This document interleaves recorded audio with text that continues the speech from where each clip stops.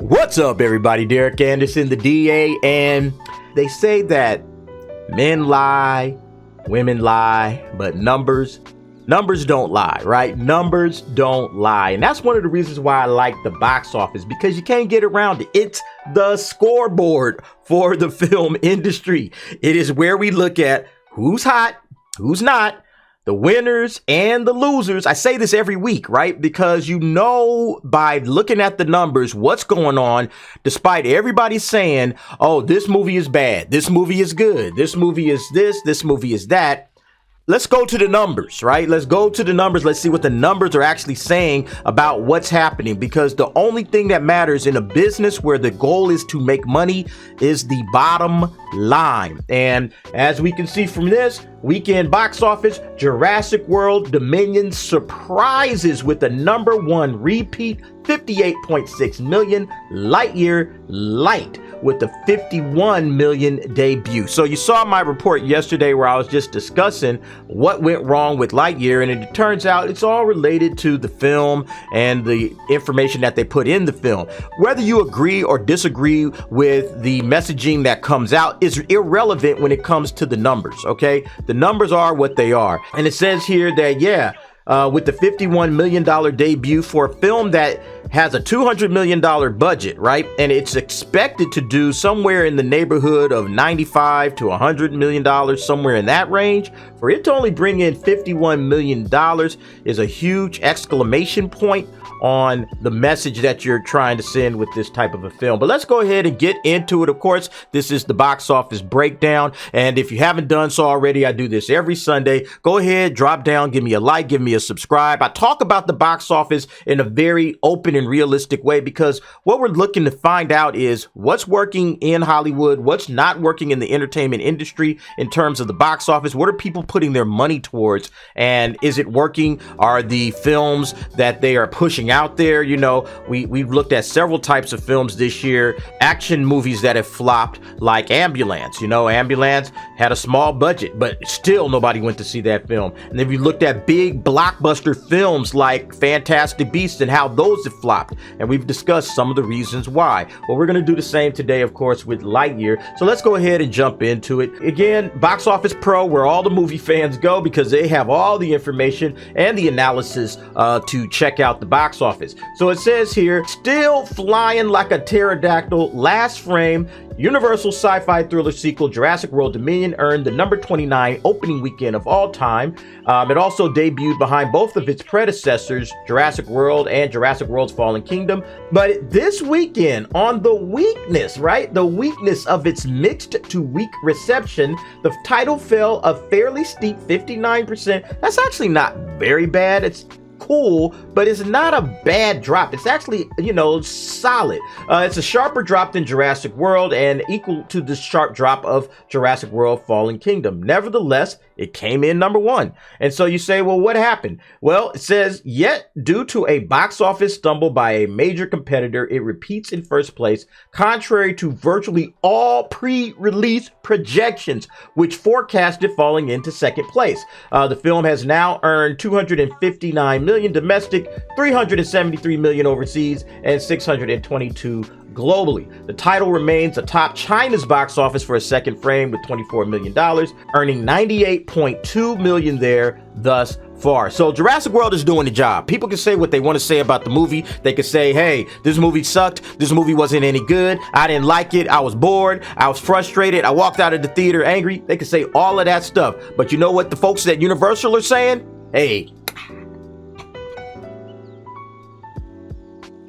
congratulations, everybody. We did the job, okay? Hey, we did the job. We made money, and we're going to get to that in just a moment. But to infinity and below. So it says here, Disney's animated spinoff Lightyear fell considerably short of expectations, with the projected $51 million opening far short of the 75 to 105 range, which was expected. And let's be real, this is a Pixar film. This is a Disney property. They spent $200 million on this movie. They expected this thing to make at least $100 million without breaking a sweat. So for it to only come in making half of that amount of money, and they spent $200 million on this film, let's be honest, somewhere in that Burbank studio of Walt Disney Company, yeah, they are like, what in the hell is happening here? We need to get everybody, circle the wagons, everybody gets to the big table. Let's talk about this. And it's compared to other major Pixar sequels of recent years.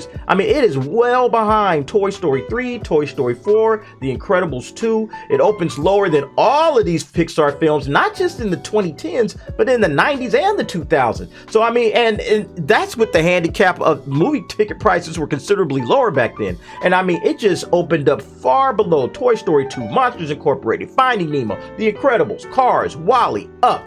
Right now, Bob Chapek has to be just beside himself with absolute anger, because they predicted that they needed to do certain things to this film to make it more palatable to the family audiences. They tried to remove that particular scene, the one scene that everybody's, up in arms about, the same-sex kiss. They tried to remove it. The Disney executives got talked into putting it back into the movie, and now this thing is crumbling. And there's a lot of other issues that can come with that. As a matter of fact, I think Box Office Pro goes into this. So it says, what went wrong here? For one thing, the 3 prior Pixar feature films that were all released exclusively to Disney+. 2020's Soul, 2021's Luca, and March's Turning Red. As a result, audience has become somewhat conditioned to think of Pixar releases as free, or at least with no additional costs beyond their $8 a month subscription. I call BS on that. I don't think that's a reason at all. That's not the reason this thing only made 51 million, okay? That people were like looking on Disney Plus and like, hey man, I don't see Lightyear anywhere on here. I thought there was a movie called Lightyear coming out. This thing has been plastered all over social media, all on the internet, all throughout commercials. I've seen it, and I'm not even a big TV watcher, and I've seen this thing, the commercials for Lightyear popping on here and there. People knew that this was a movie that was coming out and it was going to be in theaters. So I don't buy that. It says here also, several additional elements made it unlike the 4 box office smash Toy Story films that audience had come to know and love. The tone was more action-based rather than comedic. There was a sole protagonist instead of an ensemble cast, and Chris Evans replaced Tim Allen as the titular character's voice. Now, the Chris Evans replacing Tim Allen thing, there's some definite strength to that. That's definitely a reason why some folks felt that, hey, I'm not going to come and check this out. Tim Allen is a conservative actor, and a lot of conservative people thought that this was a slight towards Tim Allen, and they said, fine, I'm not going to go see your movie because you dissed my guy, Tim Allen. You replaced him with Chris Evans. And, similar to, the Johnny Depp situation, it's kind of the flip-flop of the Ezra Miller thing where people aren't going to go see a film because Ezra's in it. Well, people are going to go see a movie because you take out a Johnny Depp or a Tim Allen. So I believe that this is absolutely one of the reasons why this film isn't doing well. And here was another thing that I actually discovered about this whole Lightyear controversy as I was, again, just checking out more and more stories from last night. Yeah, Chris Evans has made some comments about the people who are criticizing the same-sex kiss. Says homophobic Lightyear critics are idiots who will die off like dinosaurs. So now you got the star of the movie, saying anybody who disagrees with putting same-sex kisses in children's entertainments are idiots who will die off like dinosaurs. Yeah. The irony of it is that the dinosaurs then came in and wiped the floor with your movie this week. I find that ironic as hell when you say these guys are going to die off like, dinosaurs, and yet and still, and yet these guys are going to die off like dinosaurs, and yet the dinosaurs in Jurassic World Dominion just curb stomped your entire movie. Now, again, I don't have a problem with this guy having his opinion. He can have his opinion if he wants to. But you got to think like Hollywood, they've been running into this stuff lately where the stars of these particular films, it's just funny how, yeah, these actors, they already got their money. He pocketed his, bread for putting this film out and doing his acting job. He pocketed his money. He like, yeah, all right, I'm good. And then he just runs off and says whatever he wants to say and, possibly hurts the overall bottom line for the film. So, yeah, I don't know. I mean, I think Disney's probably eventually going to be like, hey, nothing negative about fans. I know that you may feel a certain way about it. Let us do all of that talking. You guys just keep silent, do your acting, and move forward. Shut up and act, right? Shut up and act, right? But at the same time, it's like, hey, if you're hurting the bottom line, and it might be because of his comments, that might have took, $1 million, $2 million out of the box office. Who knows? Just a group of people saying, nah, screw Chris Evans, I'm not watching this. Box Office Pro touches on that in a kind of an unroundabout way. Says the film was banned in at least 14 countries because of a brief same-sex kiss and has not yet been dated for China, leading to speculation that it may not see a release in that nation either. I guarantee you it's not going to get a release in China just based on that. China's in the midst of a very pro-masculine type movement going on in their country right now. I can guarantee you that it's not going to show up there either. So yeah, it mentions that those 14 countries and the brief same-sex kiss, and people say, oh, well, that's all the Muslim countries and everything like that. Okay, and you got to consider that the folks that are Muslim in this country probably didn't go see it, so they're like, oh, I'm not checking that out. If it's against their religion or their values, they're not going to go see it. Conservative Christians and, those folks, they're not going to go see the film either because that's definitely against things that they stand for. So they probably alienated easily half of the people that would have went to see this film, and therefore you can see $51 million made to 100 million predicted and expected. Yep, that's half of your people right there. So it's going to get interesting to see where Disney goes from here. Are they going to make any adjustments to the type of material that they're making? Or are they just going to continue on and push and, hope that people start showing up to watch this stuff in droves? Money's getting tight and people are very careful about where they're putting their money, especially their entertainment dollar. And entertainment is a luxury. I don't know how this is going to work. If you're not doing things that fully entertain people, like this next film that we're going to look at, Cruising Altitude, right? Due to superb word of mouth, the first weekend it only declined 29% in its sophomore frame. Then in its third frame, only declining 42%. This weekend it experiences its mildest drop yet, 15%, $44 million. In its fourth weekend, it's only $7 million behind Lightyear.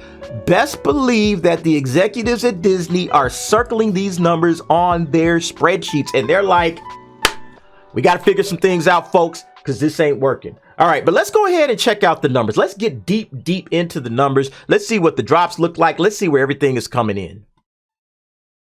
All right, and here we go with the top 10 for the weekend. Let's check it out. So yeah, Jurassic World sitting on top at 58.6 million, followed by Lightyear at 51 million, Top Gun Maverick at 44 million, Doctor Strange and the Multiverse of Madness coming in fourth with $4.2 million, and then Bob's Burgers finalizing the top 5 at $1.1 million. The rest of the top 10 didn't even crack $1 million. You got The Bad Guys at 980,000, Everything Everywhere All at Once at 959,000, Downton Abbey at 830K, Sonic the Hedgehog 2 still making some money. It's closing in on 400 million. Overall, it's at 228K, and then a movie called Brian and Charles I've never heard of, $198,000. All right, moving on. And here we go with the week over week drops. Jurassic World Dominion, $58 million, a 59% drop. And like I said, that's not great, but it's not terrible either. Like we've seen 72% drops and things of that nature, which is just wholly amazing. But 59%, that's not horrible. So Jurassic World's still making some pretty good money for the week. Number 2 film, Top Gun Maverick, 15% drop, pretty solid, of course, over the last few. And we just saw that 15% drop is great. And right now it's at $885 million. Doctor Strange and the Multiverse of Madness, 19% drop, sitting at $942 million. Bob's Burger with a 55% drop, it's at $83 million. And then finally, The Bad Guys, 61% drop, All right, and then we get to the top 10 worldwide films. You got Doctor Strange still on top with $942 million. Top Gun Maverick, $885 million in just 4 weekends. I have a feeling it's going to crack $1 billion for sure. Batman at $770 million. Watergate Bridge, $626 million. And then finally, Jurassic World Dominion at $622 million. The second half, Uncharted at $401 million. Secret of Dumbledore is also at $401 million. Sonic the Hedgehog, like I said, closing in on $400 million, $399 million. I think that would be an incredible, impressive achievement for this film. And we'll go ahead and take a look at some numbers and quick about that. The Bad Guys, $236 million. And then finally, Too Cool to Kill at $217 million at the number 10 spot. All right, and then the top 5 make it or break it. So, yeah, we've added Lightyear to the mix now. So you can see $200 million budget. It needs $500 million to break even. Whew. I mean, I thought it was going to be no problem. You know, you can see the prediction that I put out. I thought it was going to be no problem, but I didn't know about that other material that was in there. And yeah, that definitely changes the calculus, because now at $51 million box office for the entire weekend thus far, it's got some stiff competition showing up. We're going to look at that in just a moment. It's going to be touch and go. It's going to be similar to this Secrets of Dumbledore that you see down here at the bottom. Secrets of Dumbledore down here at the bottom, right here. Check that out. $200 million. $500 million break even. It's only at $401 million. And you have to get the feeling that Lightyear is going to be similar. It's just probably going to end up on Disney Plus probably sooner than later, because it's not going to be making any of its money, and Disney is just going to say, hey, let's just push this thing on Disney Plus, see if we can maybe pick up a few extra subscriptions because of that, or whatever the case may be. But yeah, I mean, that's going to be a big issue. Now, of course, Jurassic World, like I said, they're done. They say, hey, mission accomplished, folks. We got our money. We made our 463, which was what we would need in order to make our money back and then some. And we're probably going to be pushing towards $1 billion ourselves. They probably get around like 800 million because, again, of some of the films that are coming out. But Jurassic World Dominion, I've said it. I know people don't like this movie, but I've said it, like, it's a wholly enjoyable film. I had a blast with it. And you know, there's not a lot of politics in it. Go have fun watching dinosaurs try to eat people and people trying to escape. That's what people want. People want entertainment. It's showing, because the films that you see doing extraordinarily well, there's not a lot of, you know, controversy around them. And, you know, that's what Hollywood is going to start saying. Hey, we need to get the controversy out of our films by the actors that are portraying the stars, or the comments that they're making, things of that nature. We need to get this stuff out of here. Okay, and then we get to Downton Abbey. Downton Abbey is probably going to end up getting close to that break-even number, and I'm sure they're actually okay with it. They didn't spend a lot of money on it, only $40 million. So if they can get close anywhere to that $100 million and even cross that, hey, you know, they'll take it and they'll be out of there. Bad Guys, like I said, that's already crossed its threshold. It's made money. It's profitable, you know. And I read some stuff online talking about, well, people aren't into animated films anymore, and, you know, that sort of thing. You know, that's why Lightyear is doing as well as it's supposed to be doing. Look, the Bad Guys made its money. Sonic made its money. People are enjoying family films, and you can say whatever you want to say about it. We'll find out for sure what the situation with animated films is coming up with Gru, or Minions and Gru. We'll see how this thing is going to shake out for those. But I have a feeling like Minions is going to do great, because, again, it's just children's entertainment, and nobody's fussing about politics. Nobody's trying to put messages in there. And if anything, it's just going to be pure comedy and pure fun. On top of that, I think that Lightyear kind of hampered itself by, you know, definitely making it more serious. But nevertheless, I think the biggest problem is some of the messaging. But yeah, let's go ahead and move on. That's the numbers for this week. Let's go ahead and see what's up for next week. What's Lightyear gonna have to run into? Yeah, they got a big bear standing in their way right about now. All right, so here we go. Next week coming up, June 24. Hey, that's my brother's birthday. And yeah, you can see coming up, there's a couple of wide releases, one of which is this little film down here highlighted in red called Elvis. There's another one, The Black Phone, which is a horror movie that's getting absolutely fantastic reviews. I know that's the one I'm going to be checking out. But this Elvis is definitely going to get some of the nostalgia going. Some of the old school fans of Elvis, they're going to definitely go out and check this thing out. It has Tom Hanks in it. Tom Hanks is a major star in Hollywood, and people know his name. People trust trust the films that he's in. So people are going to go check out Elvis, I'm pretty sure. So yeah, it's going to be tough sledding going forward when it comes to Lightyear, because as you can see, immediately after that, you know, this week, July 1st, we got Minions, right? And then July 8th, we got Thor, Love and Thunder. So there's just nothing but tough movies coming up for the next 3 weeks. Lightyear is really going to have to really bank in on midweek traffic. You know, school is out. Families are like kind of just saying, hey, let's go check out a movie maybe during the week, maybe on those discount Tuesdays. Maybe it can make some money there. It's overseas. Doesn't look like it's going to do very well overseas. Yeah, I'm not sure what's going to happen with Lightyear, but I do know one thing is going to happen at Disney. They're going to start having some more serious conversations about the things that are putting in their movies and what people are saying about these movies as they're putting these things in. But nevertheless, that'll do it for me, folks. Thanks for watching. If you haven't done so, like, subscribe. It really helps me out, helps out the channel. And yeah, we'll see you next week on the box office breakdown. Thanks for watching. See you next time.